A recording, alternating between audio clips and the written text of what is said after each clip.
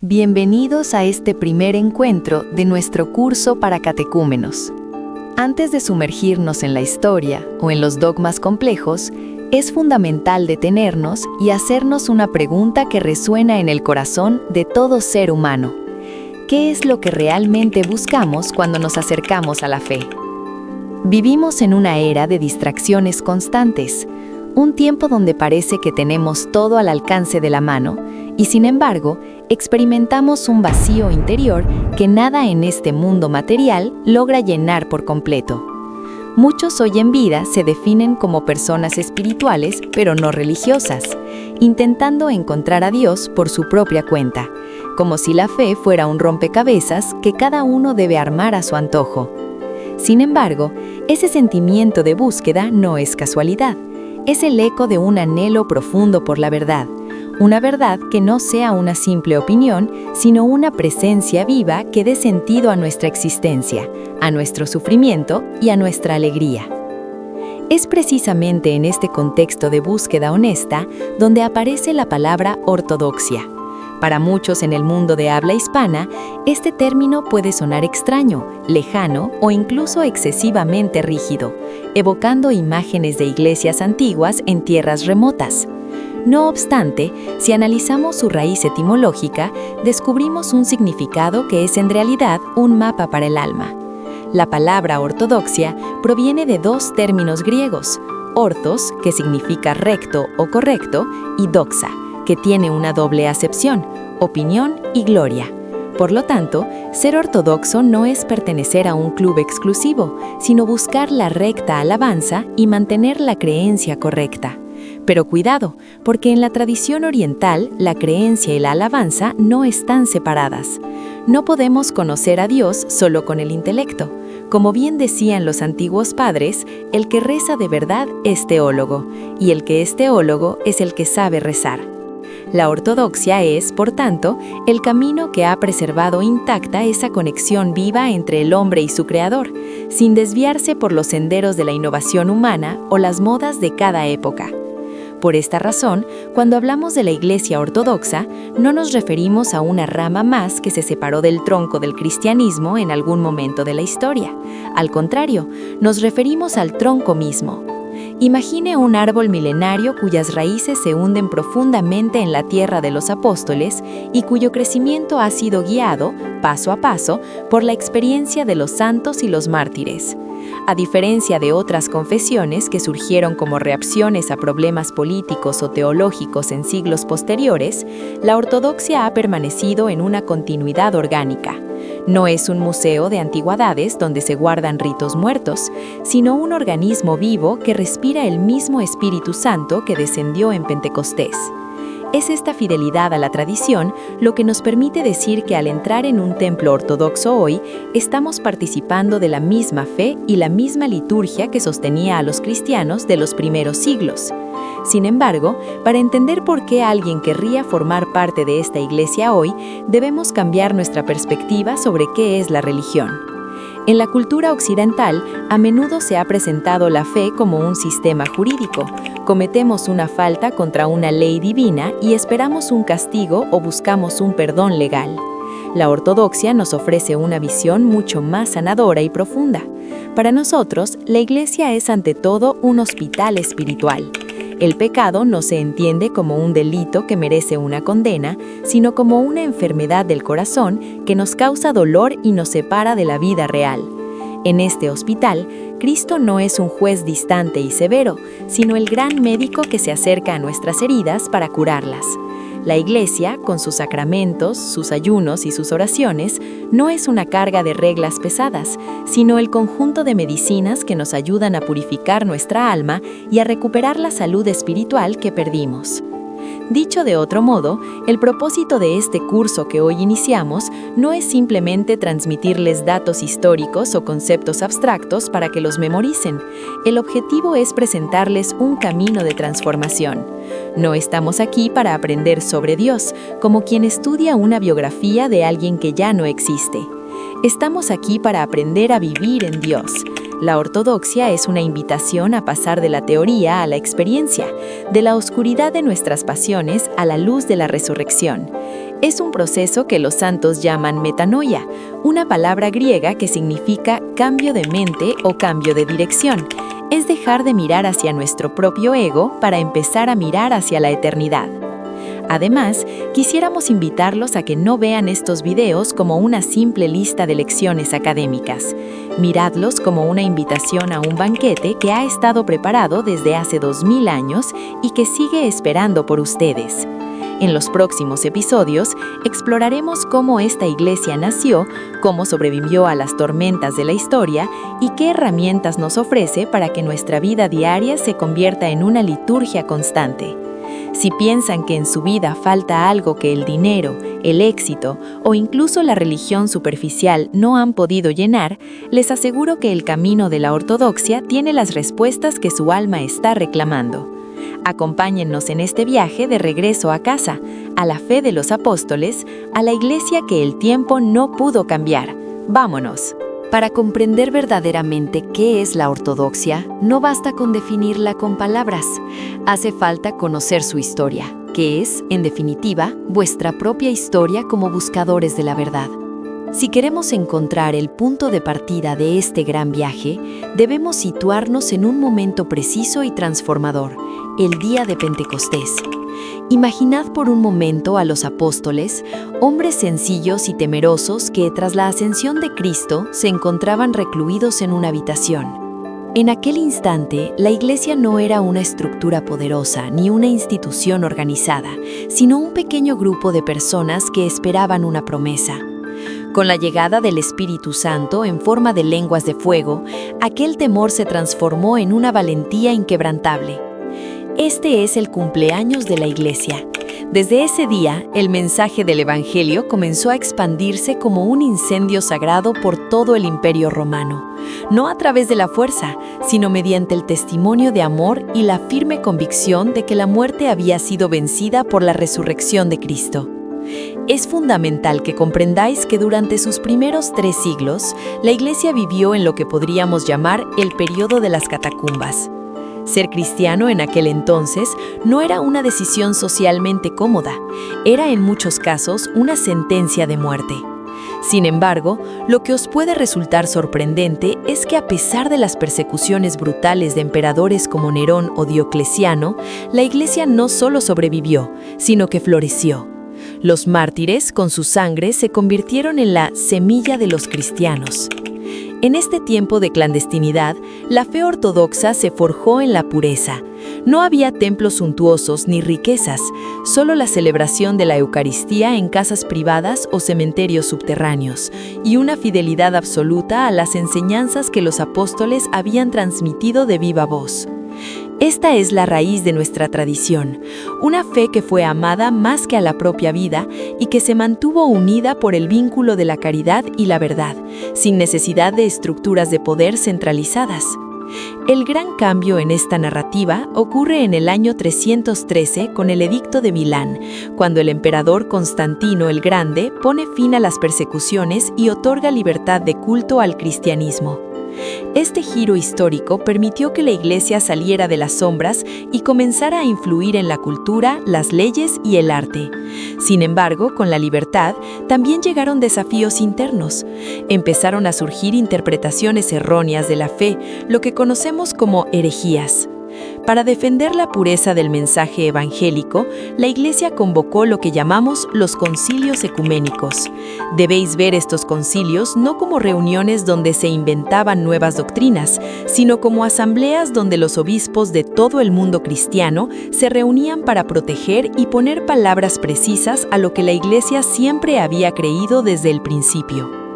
Fue en este periodo donde se redactó el credo que hoy seguimos recitando y donde se defendió con firmeza la divinidad de Cristo y la importancia de la Virgen María como Theotokos, la Madre de Dios. Este proceso de madurez espiritual y teológica alcanzó su punto máximo en el Imperio Bizantino, una civilización que duró más de 1000 años y que fue el crisol donde la cultura clásica griega se encontró con la revelación cristiana. Cuando escuchen hablar de Bizancio, no piensen en un imperio lejano y ajeno, piensen en el lugar donde la belleza se puso al servicio de Dios. Fue en este entorno donde surgieron los grandes padres de la Iglesia como San Juan Crisóstomo o San Basilio el Grande, cuyas liturgias y escritos todavía utilizamos hoy en día. Bizancio desarrolló lo que llamamos la sinfonía, un ideal donde la Iglesia y el Estado colaboraban para crear una sociedad que reflejara el reino de los cielos, aunque, como toda obra humana, no estuviera exenta de fallos. Pero lo más importante de esta etapa para ustedes es el arte de la iconografía y la arquitectura. Las iglesias dejaron de ser simples edificios para convertirse en representaciones del cosmos transformado por la luz divina. En definitiva, esta etapa de la historia que va desde el fuego de Pentecostés hasta el esplendor de las basílicas bizantinas, nos enseña que la Iglesia Ortodoxa es la heredera directa y orgánica de la experiencia apostólica. A lo largo de estos siglos, la fe no se modificó para adaptarse a los tiempos, sino que se profundizó para responder a los retos del mundo sin perder su esencia. Al estudiar este periodo, os daréis cuenta de que la ortodoxia no es una pieza de museo, sino una corriente de vida que ha fluido a través de los siglos, resistiendo imperios y superando crisis teológicas, siempre con la mirada puesta en la eternidad. Es este mismo espíritu de resistencia y belleza que vamos a explorar en las siguientes partes, para que comprendan cómo esa misma iglesia que nació en Jerusalén y creció en Constantinopla sigue hoy viva y presente entre nosotros. A medida que la iglesia crecía y se consolidaba tras el fin de las persecuciones, surgió la necesidad de definir con absoluta precisión las verdades fundamentales de la fe. Este período, conocido como la época de los 7 concilios ecuménicos, representa uno de los capítulos más brillantes y a la vez más difíciles de la cristiandad. No se trataba de debates meramente intelectuales o filosóficos, lo que estaba en juego era la esencia misma de la salvación.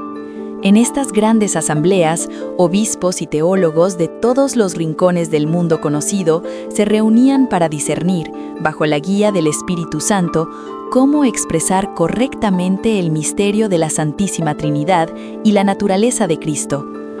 De estas reuniones nació el símbolo de la fe, el credo niceno-constantinopolitano, que sigue siendo hasta el día de hoy la declaración de fe innegociable de la Iglesia Ortodoxa.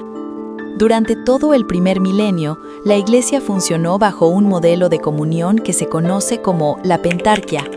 Este sistema reconocía 5 sedes patriarcales principales que actuaban como los pilares de la unidad cristiana: Roma, Constantinopla, Alejandría, Antioquía y Jerusalén. Aunque se reconocía al obispo de Roma una primacía de honor por ser la antigua capital del imperio y el lugar del martirio de San Pedro y San Pablo, esta primacía no significaba un poder absoluto o infalible sobre los demás obispos. La Iglesia era entendida como una familia de iglesias hermanas, donde las decisiones importantes se tomaban de manera conciliar, es decir, mediante el consenso de todos, y no por el dictado de un solo hombre. Este equilibrio permitió que, a pesar de las diferencias culturales entre el oriente de habla griega y el occidente de habla latina, la Iglesia permaneciera esencialmente unida durante siglos. Sin embargo, hacia finales del primer milenio, comenzaron a aparecer grietas profundas en esta unidad. Las razones fueron tanto políticas como teológicas, pero hubo 2 puntos críticos que marcaron el distanciamiento definitivo. El primero fue de carácter doctrinal, la inclusión unilateral por parte de la Iglesia de Roma de la cláusula filioque en el credo. Esta palabra latina, que significa «y del Hijo», sugería que el Espíritu Santo procede del Padre y del Hijo, alterando el texto original aprobado en los concilios ecuménicos. Para el Oriente cristiano, esto no era solo una cuestión gramatical, sino una alteración del equilibrio trinitario y una violación de la autoridad de los concilios. El segundo punto fue de carácter eclesiológico, la pretensión del Papa de Roma de ejercer una jurisdicción universal y suprema sobre toda la Iglesia, transformando la primacía de honor en un poder monárquico absoluto. Estas tensiones culminaron en el año 1054 en lo que la historia denomina el Gran Cisma. Lo que comenzó como un conflicto diplomático en Constantinopla terminó con una mutua excomunión que separó formalmente a la Iglesia de Occidente de las 4 sedes patriarcales de Oriente. Es un error común pensar que la Iglesia ortodoxa se separó de Roma. Desde la perspectiva ortodoxa, ocurrió lo contrario. La Iglesia de Roma se apartó de la estructura conciliar y de la tradición teológica común para seguir un camino de centralización y cambio doctrinal. Mientras Occidente comenzó a desarrollar nuevas teorías sobre el pecado original, el purgatorio o la autoridad papal, el Oriente permaneció anclado en la enseñanza de los padres, preservando el modelo de la Iglesia primitiva sin alteraciones. Tras el cisma, la Iglesia ortodoxa continuó su camino manteniendo la estructura de iglesias autocéfalas, es decir, independientes en su administración, pero unidas por una misma fe y una misma liturgia. A pesar de los desafíos que vendrían después, como las cruzadas que saquearon Constantinopla o la posterior caída del Imperio bizantino bajo los otomanos, la ortodoxia no flaqueó en su misión de custodiar el depósito de la fe. Este periodo de la historia nos enseña que la unidad de la Iglesia no se basa en una estructura de mando terrenal, sino en la fidelidad compartida a la verdad revelada. Por ello, la ortodoxia se presenta ante el mundo actual no como una innovación, sino como la heredera de aquella cristiandad indivisa del primer milenio que sigue ofreciendo el mismo camino de salvación que transitaron los apóstoles y los mártires.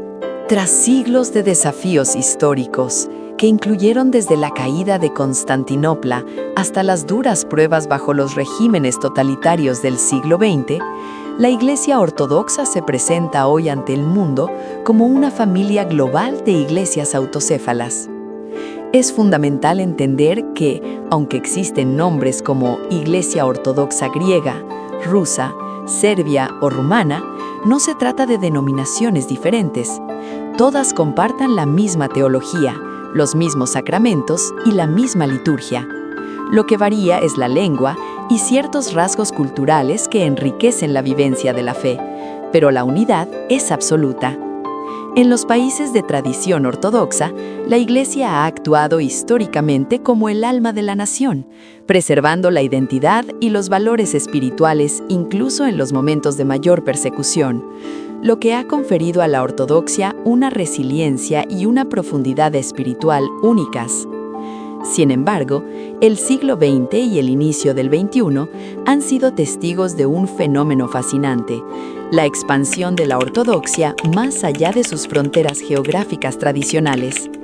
Debido a las migraciones y al creciente interés de buscadores espirituales en Occidente, la fe ortodoxa ha echado raíces profundas en Europa occidental, América y Australia.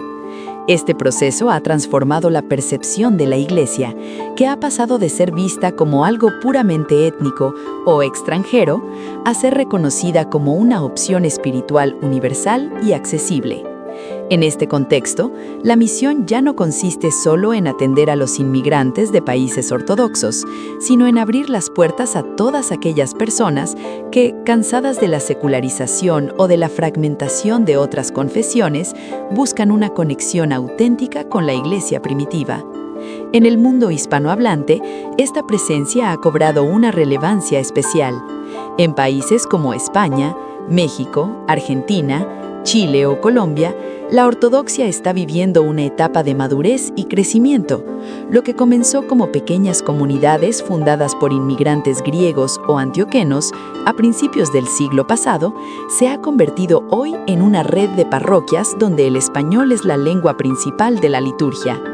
Este paso es decisivo, pues permite que la profundidad de los textos litúrgicos y la belleza de la teología de los padres lleguen directamente al corazón de los fieles locales.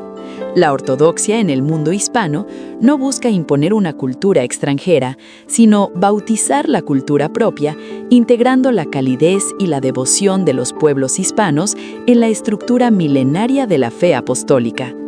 Un ejemplo extraordinario se encuentra en lugares como Guatemala, donde en las últimas décadas miles de personas, familias enteras e incluso comunidades completas han abrazado la ortodoxia buscando esa plenitud sacramental que no encontraban en otros lugares.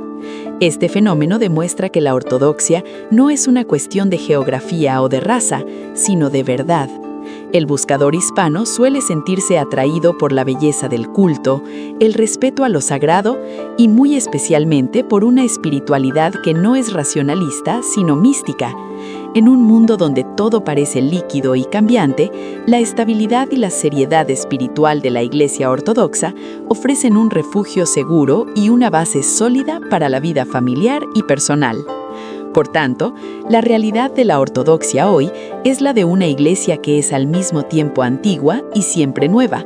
Se manifiesta en la majestuosidad de las catedrales de Europa del Este y en la sencillez de una pequeña misión en las montañas de los Andes o en una calle céntrica de Madrid. En todas ellas se celebra la misma liturgia de San Juan Crisóstomo y se ofrece el mismo cuerpo y sangre de Cristo.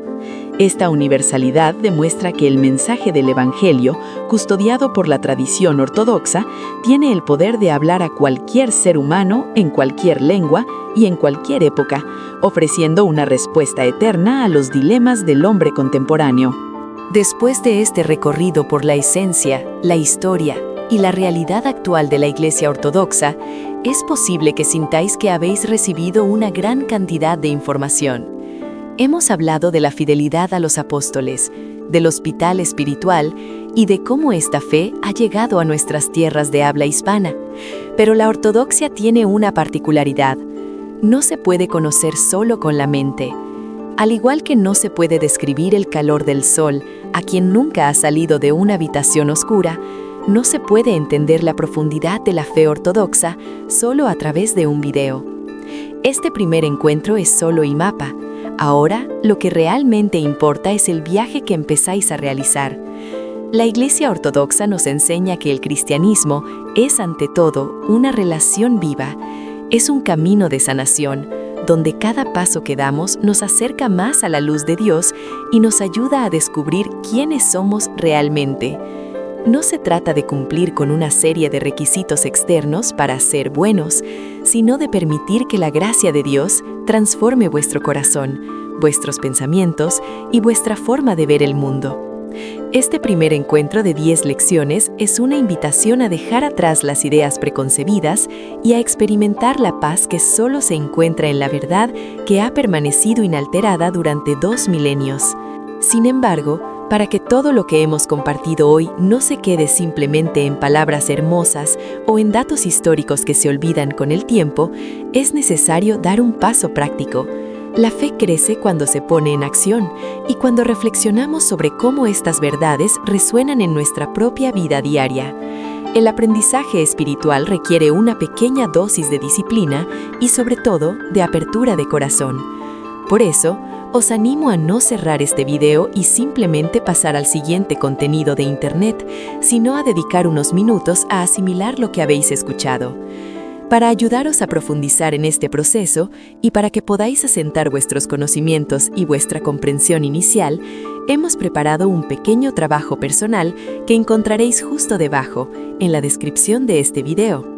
No lo vean como una obligación escolar, sino como una herramienta diseñada para vuestro propio crecimiento. Son preguntas y ejercicios sencillos que os ayudarán a conectar estos temas con vuestra búsqueda personal. Os aseguro que dedicar tiempo a este ejercicio marcará una gran diferencia en cómo viviréis el resto del curso. Hacer este pequeño esfuerzo es vuestra primera victoria en este camino. Es la señal de que vuestro interés es real y de que estáis dispuestos a dejar que la semilla de la fe eche raíces. Al completar este deber espiritual, estaréis mucho más preparados para nuestro próximo encuentro, donde nos sumergiremos en el misterio de la revelación, cómo Dios se comunica con nosotros a través de la Biblia y la Sagrada Tradición. Gracias por haberme acompañado en esta primera parte. Que este sea el inicio de una transformación profunda en vuestras vidas. No olvidéis revisar la descripción, realizar vuestra tarea y si tenéis dudas, compartirlas en los comentarios. Nos vemos en el segundo video de este curso para catecúmenos. Que Dios os bendiga y os fortalezca en este camino hacia la luz.